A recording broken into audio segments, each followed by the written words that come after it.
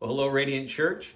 Wanted to take just a couple moments here to talk with you about what we're thinking in regards to reopening.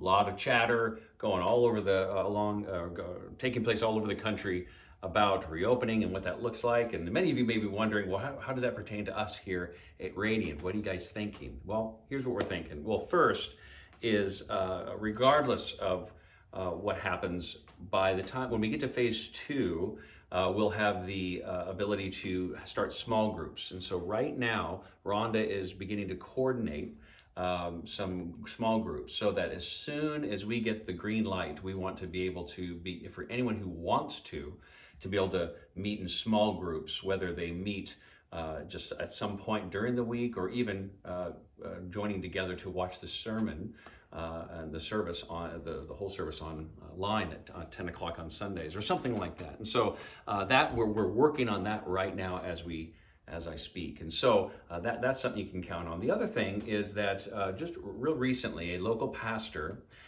made a proposal, wrote out a letter and a proposal to the governor that's currently being signed by a number of pastors and just believers in Washington and specifically Clark County, but even beyond.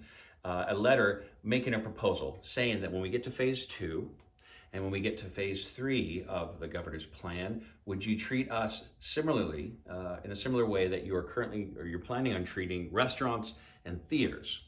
And what that would mean, this proposal would mean in phase two, which we're not sure when that's going to begin. The governor just yesterday said that is not sure if that would begin on June 1st. He has no confidence that it would actually begin on June 1st. So we're not sure when that begins, but probably sometime in June. But that would mean that we would be able to begin meeting here at 25% capacity. And that would mean for us, we did the math, that as much as 63 people in the sanctuary. And then in phase three, 50%, which would be 126 people in our service. So the elders have all signed that, and actually I want to include in this video a link to that proposal and just encourage you to read it over and consider signing that as well, so that once we get to phase two, we can begin meeting in some capacity. That would be, I think, really a blessing. I know, like you, I miss being together. I was just reading in the Apostle John's, one of his epistles, actually his second and third epistle, he mentions this. He says, "I'm writing to you with ink and pen, but I long to be with you face to face." And that's certainly how I feel.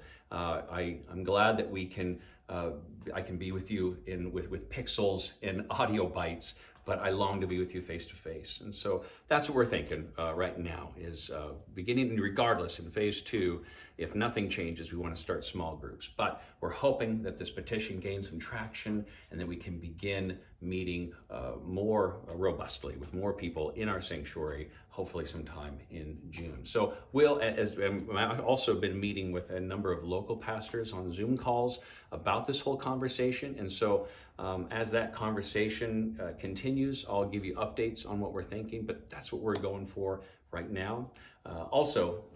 With all that said, I also want to encourage you to join us tomorrow at 10 o'clock for our service. We're going to be having a time of worship and time in the Word, and also a time of communion. And this particular Sunday, we're going to be continuing on in our series in Proverbs, talking about wisdom. And this week, we're going to be talking about the role that our heart plays in the pursuit of wisdom. And what are some things that we can do in order to have our heart lean into the direction of wisdom. So join us tomorrow, 10 o'clock. Have your communion elements ready so we can partake of communion together. Blessings upon you. I'll talk to you soon.